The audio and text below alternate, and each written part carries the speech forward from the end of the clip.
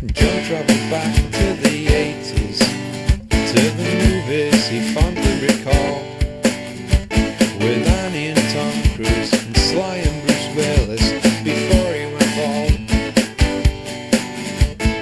Back when the movies were simple and the plots had no deep commentary, just some hero with biceps and witty one-liners shooting all he could see.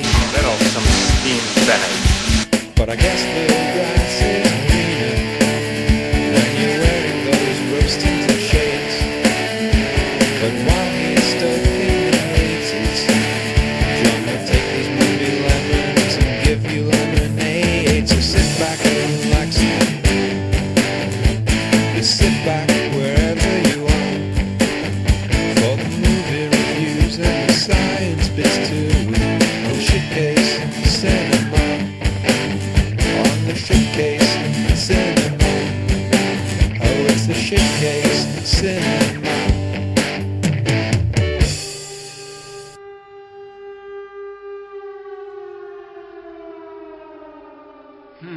What can I review today? I know, let's take a look at some fan requests. I always get some interesting requests via email or on the Shitcase homepage.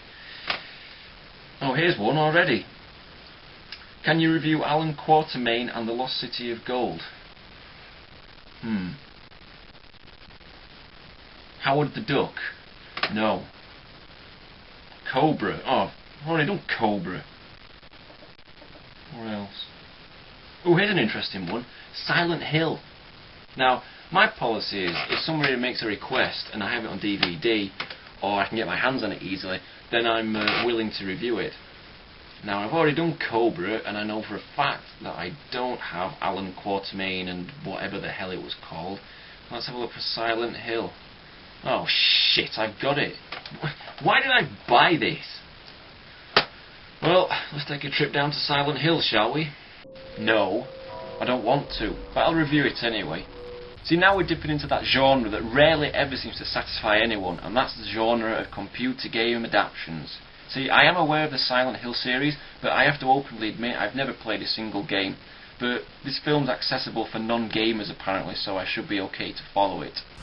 I'm sure they said the same thing for Resident Evil. What the fuck happened there? What the fuck is going on?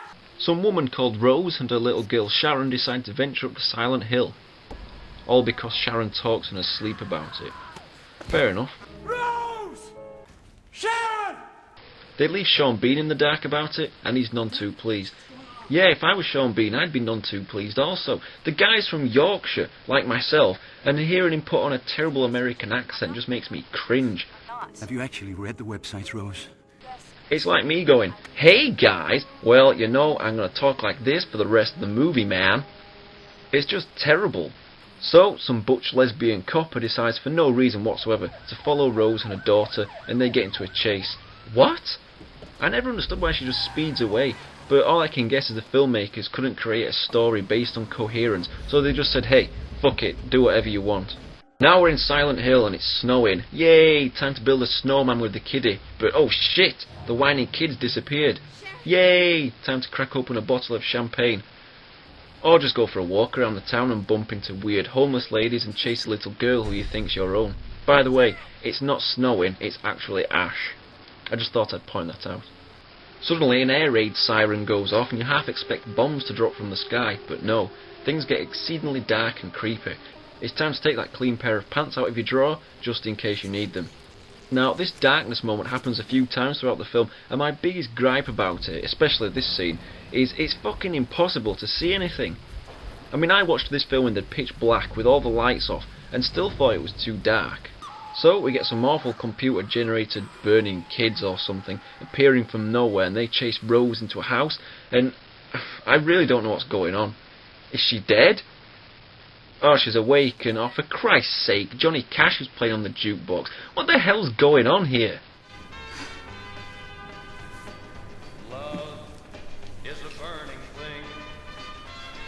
Rose bumps into the copper again, and her acting is absolutely awful, but she ends up dying in the end, which, to be frank, is pretty horrific, so I won't show any of that part.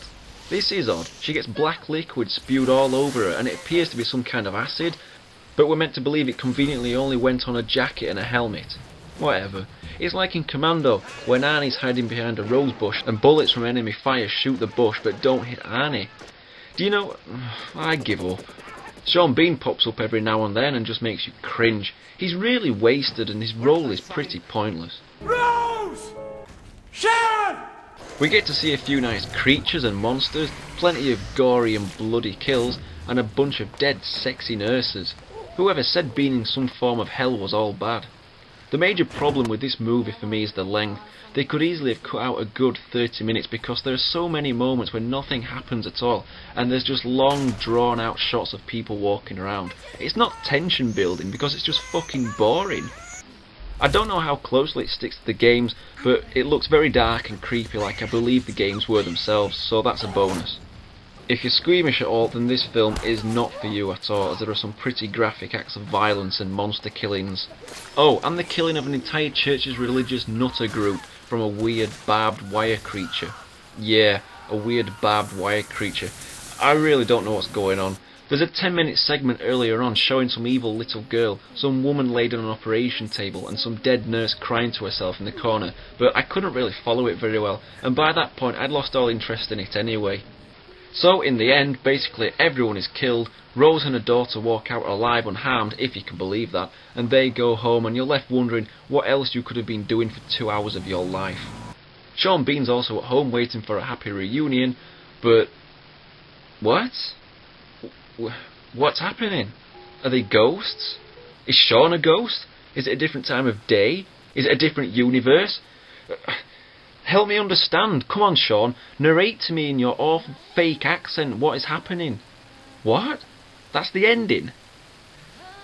Well, yeah, I really don't know about this film. I mean, it's a semi-decent horror movie, which I kind of dig, but the long-winded plot and the overly religious nutters going on and on really dragged this down for me. The monsters or creatures or whatever you want to call them aren't used enough for my liking, and their screen time is pretty fleeting. So overall I'm just going to give it a modest 5 out of 10.